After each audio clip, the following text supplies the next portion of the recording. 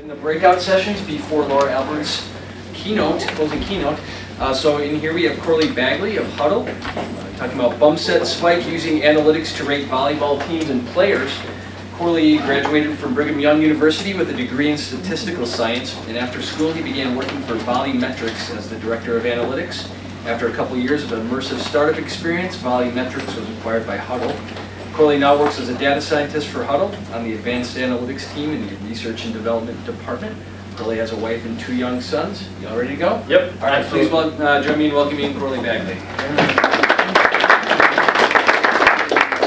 A lot of people say, well, why did you put your wife and kids on there? I'm like, well, that's by far the biggest achievement I've ever had. Convince my wife to marry me was, that's hard. So, as was mentioned, I started out at VolleyMetrics. VolleyMetrics is one of the premier companies across the entire world for elite volleyball analysis. We work very closely with the U.S. national teams. We did some custom stuff. So I had the unique situation of being able to work both at a league level as well as individually as a consultant with individual teams, such as the U.S. national team, Netherlands national team, Finland national team, as well as some U.S. collegiate teams as well. So I got the experience of working on a holistic theological, from like a modeling perspective, as well as getting into the trenches, working with coaches and players and trying to identify ways to help them succeed. So a little bit about me, as was mentioned, graduated from BYU, VolleyMetrics. About 6 months ago, VolleyMetrics was actually acquired by Hudl. If you're familiar with them, they're a quite larger sports video and analytics company. And I've been working with them ever since. So I do have a love for analytics and sports. It's kind of a little anecdote about me and kind of where that got started. In middle school, I had a friend that he'd come over every day, and we'd play an NCAA football game, and we probably played hundreds and hundreds of games over the couple years that we did this. And after about 70 games of playing with the same 3 teams, we realized that we wanted to branch out a little bit. So we came up with this system where one of us would randomly select a team, and the other person would just choose a team that had an equivalent score. But we knew nothing about them, right? So every time we started a game, we'd take 5 minutes and go in and say, well, I want to look at my quarterback, see if he's a running quarterback, a passing quarterback, or if he's garbage, right? I don't want to be running with a passing quarterback, passing with a running quarterback. We look at the running back, see if he's like a speedster or bruiser. We go through the offensive line, defensive, and we take about 5 minutes, go through our entire roster, identify our strengths and weaknesses. And one of the things that I noticed is we went from choosing teams that fit our play style to instead having to adjust our play style to fit the team that we played. And I think that's one of the foundational reasons as to why I got into sports analysis in the first place, and kind of gives you a little bit of understanding about me. The agenda for today, we're going to talk a little bit about something that I came up with called uppercase and lowercase analytics. It's really just a way that I created to kind of get a grip on the goals and the potential outcomes for the research that I do.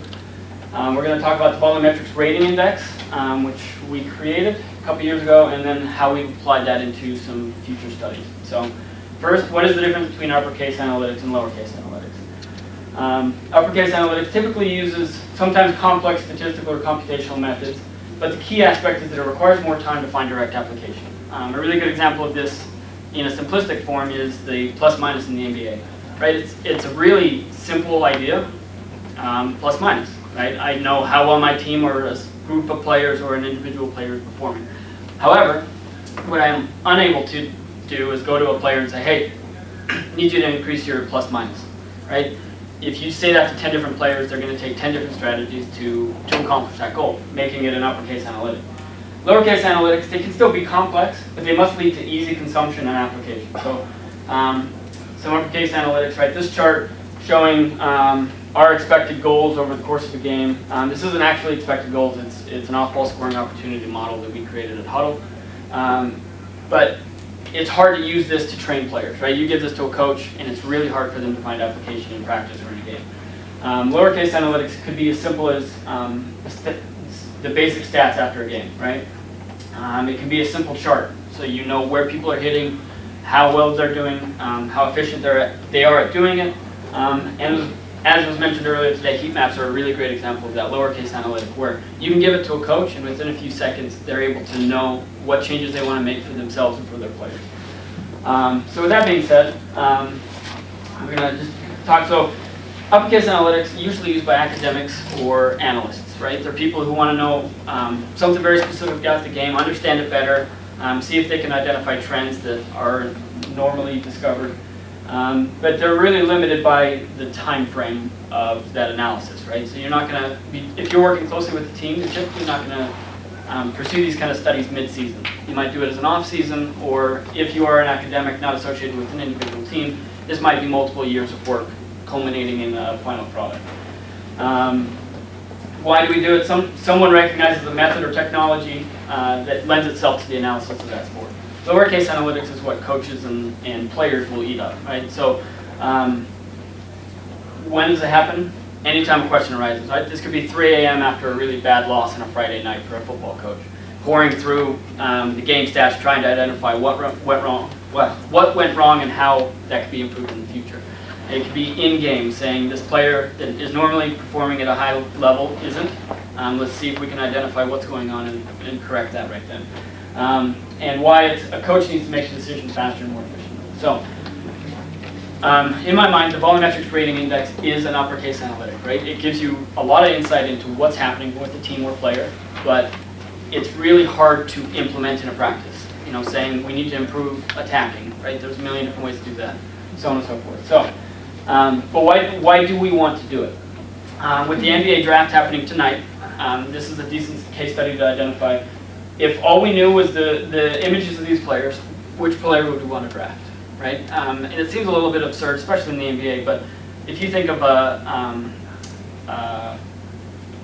Division II or a smaller Division I college, a lot of times they don't have the resources to scout and recruit more than maybe a couple dozen players. And at that point, they're really having to make decisions based on who will come to their university rather than trying to find somebody who fits the system, right? They're just trying to fill spots sometimes. However, if we assign them an overall grade, it becomes a little bit clearer. We know that this player is obviously the best player. We have a second option. We're going to go over to the guy on the left and the guy in the middle. We're only going to take if it's absolutely necessary. But I wanted to break that up a little bit further, right? So when we're looking at each of these players, rather than get overloaded, we'll talk one at a time. This first player is a great free throw shooter, great three-point shooter, and he's a good passer and a good defender, right? So with this, if we look at him as a 3 and D kind of player, rather than viewing him as a 7.5 overall, we can view him as an 8.9. Rather than passing on him simply because he's lower than this player over on the right, we can identify, you know, maybe that fits our system better. Maybe that's somebody that we want to go for, and if we have a better chance of recruiting him or a better chance of drafting him, that's somebody that we're going to pay more attention to. Player in the middle is really good around the rim, layups, dunks, rebounds, passing, defense. He's a good player who play physically around the rim, and it helps us identify where he could or could not fit into our system. Last player is great overall. We don't really gain a lot more information, but we see that he has no glaring weaknesses, right? So this is kind of the idea that we wanted when we created the VolleyMetrics rating index. We wanted to remove the subjective nature of commonly used volleyball ratings. So one team might grade passing in one way, another team grades in another way. So even if they're sharing data, even if they're trying to help one another, that data is so different that it doesn't really create a meaningful response. We wanted a one-look view of a team or player's ability. We want to be able to take 5 seconds, be able to identify a team. So if we use this team as an example, we see that they're really good at serving, really good at attacking, they're a great blocking team, but their reception and dig. So a reception is after a serve, it's the attempt to try and get it to your setter. A dig is after an attack, trying to get it to your setter. They're not very good at it, and their setting is kind of mediocre.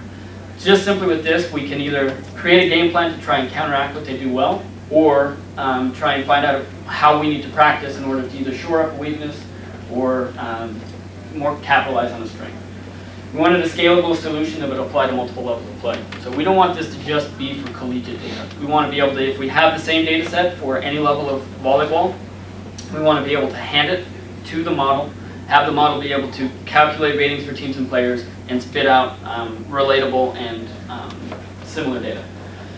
We want to identify the most important skills, and we want this to be able to be a building block for future studies, which we'll talk about a little bit later. So I'm going to kind of go quickly through this. We don't have a ton of time, and this is kind of the minutia of the studies that we did. We went through each individual fundamental. For receptions and digs, we wanted to say, if I receive a serve, where do I have to pass the ball in order to give my setter the best opportunity to produce a significantly effective attack? And so we use kernel density estimation to create these heat maps to be able to identify, if I put it in the red, it's great. So if we use this, if I put it in the red, it's a great pass. If I put it in the green or yellow, it's mediocre. And if I put it in blue or purple, we're going to grade that as a poor pass. That allows us to go through each individual reception and dig and be able to grade those players on a cumulative basis across the season. For serves, most teams use an ace to error ratio. It's how often I score on my serve versus how often I hit it out of bounds, right?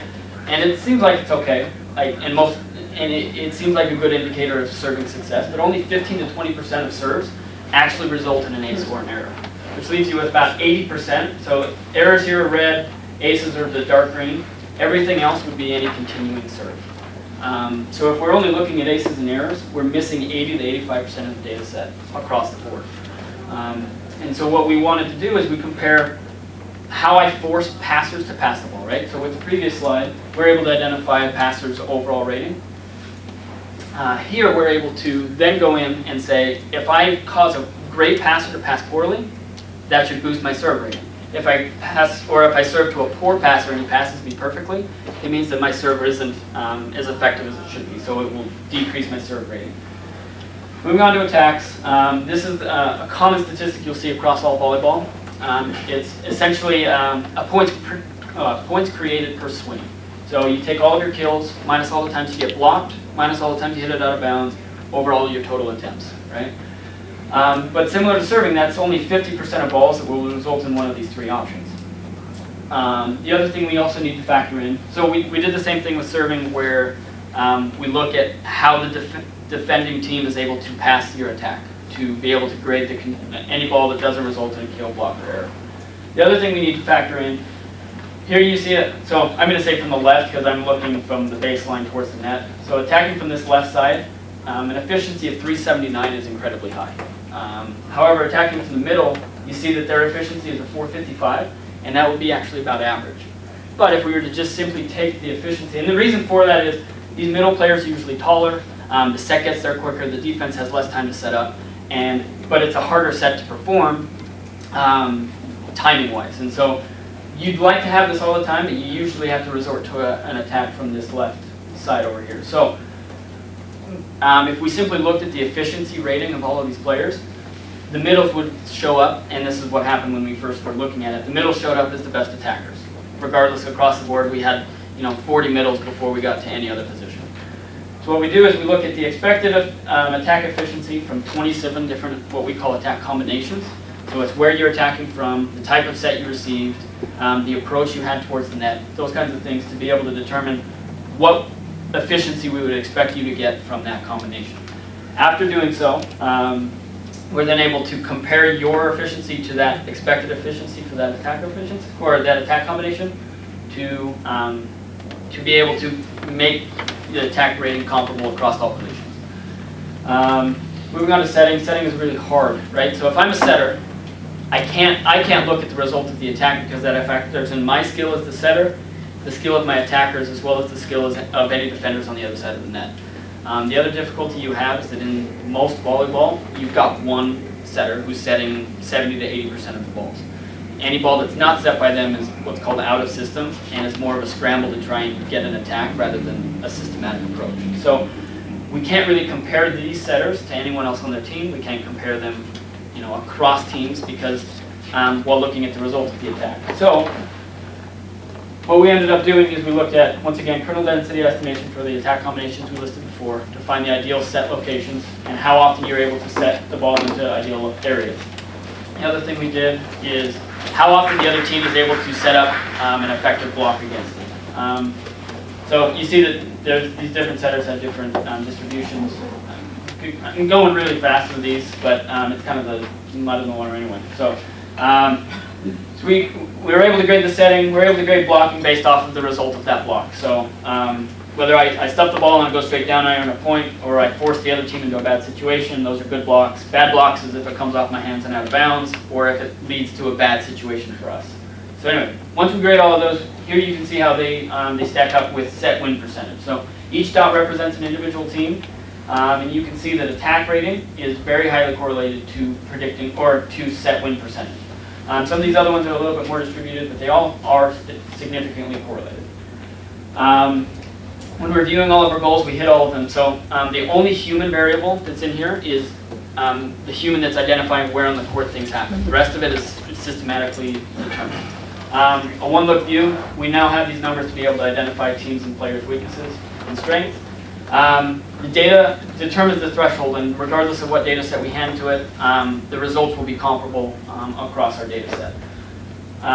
Each individual, I don't have a ton of time for this, but when we compare women's and men's volleyball, when we compare the different levels, we see that different skills indicate more importance across those different skill levels and genders. And then we wanted to, so we created this overall rating, which is a little bit, so over here you got the national pole position. This is from 2016.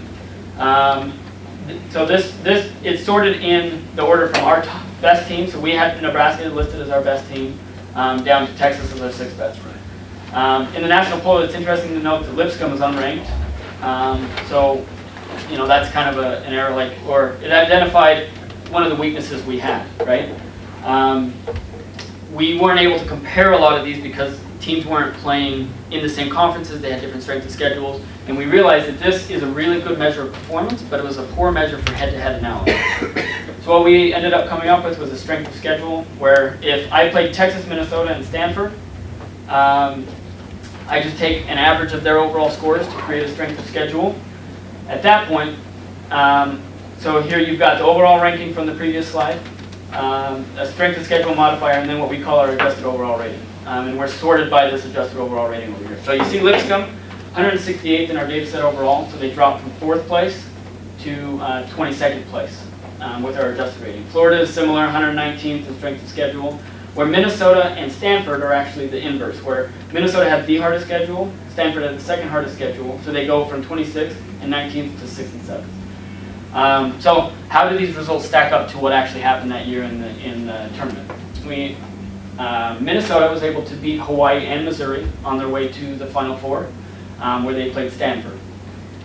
On the other side of the bracket, Texas played Nebraska in the other semifinal. And so you see here that we're able to identify teams that we expect to have success, and we're able to determine that through their adjusted overall rating. When we look at the Nebraska versus Texas match, so you can ignore this bottom section for now. Nebraska is better at serving, passing, blocking, digging, setting, and their overall is much higher. Their strength of schedules are pretty comparable, so why would we ever predict Texas to win? One of the things we found out is that attacking is very important. And you see here that there is this, on the scale of team level, a 6.66 and a 6.27 is drastically different. And Texas was the best attacking team in the country that year. So we factor in home court advantage, each individual ratings, overall ratings, as well as attacking to blocking, attacking to digging, serving to passing, and so on and so forth. Overall, we're able to predict the winner. So here, using inverse logit and multivariate regression, we're able to identify that Texas had a 55% chance of winning, Nebraska had a 44%. With just those base numbers, we're about 80% accurate with head-to-head predictions. And when Texas played Nebraska in that semifinal match, you see that Texas's efficiency was almost double what Nebraska's was.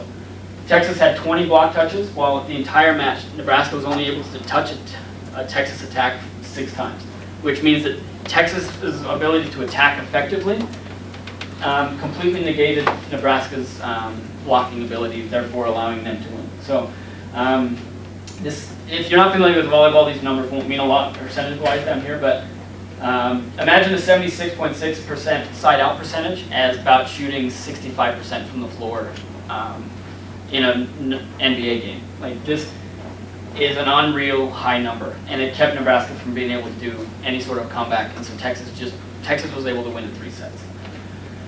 When looking at the overall rating and then the adjusted overall rating, we noticed that the overall is better of predicting your performance, how well you perform across the season, while the adjusted overall rating is better in predictive analyses and comparing teams across divisions and across leagues. And that's basically all I have. Does anybody have any questions? I went through it really fast. Yeah, take a breath. Yeah, if anybody has any questions, then feel free to ask. All right. Oh, okay. How's the data entry process for tracking like that? I've never seen it. I'm just curious. Yeah, so the company I work for, VolleyMetrics, was in charge of all of the data. So we break down video for teams as professional service. And so we have crew over in Cambodia as well as in Bulgaria that go through. We created our own software to where they just have to click on the court, and they'll be able to get that they'll be able to identify the location, and then we use machine learning and other identifiers to be able to determine which skills are performed and whether they were successful or failed. So, do you have a question? I was going to ask about if you were using cameras for the data logging. Yeah. So we were a startup. At the time I was working for them, we had about 8 employees, and I was the entire analytics department, and we weren't being able to do that. One of the great things about merging with Hudl is that they're doing a lot of research right now with automatic capture, and we're hoping to be able to have automatic location and play identification within the next few years to be able to automate this entire process and to answer some of the questions that we were unable to do with our simple event and location needs. You mentioned rating players, or it's Yeah. so when you're rating players, you're evaluating them as recruits, or Yeah, that's a great question. So we have a couple of applications for this. One, we work really close with the U.S. national team, and they actually use this system to be able to identify players that they want to bring in for tryouts. The other way we use it is we go to club tournaments for volleyball and create a package that we can then sell to universities as a recruiting package, so that rather than having to go and watch 3 minutes of a player while trying to go watch another player, you can get a comprehensive breakdown at an elite level for every player in the entire tournament to be able to try and identify which players you want to go for, and then you'd have full access to the video for the entire tournament as well. It can be used to identify players and then facilitates video confirmation as well for people to be recruited. Yep. Any more questions? Okay. We'll call that good. Thank you for coming.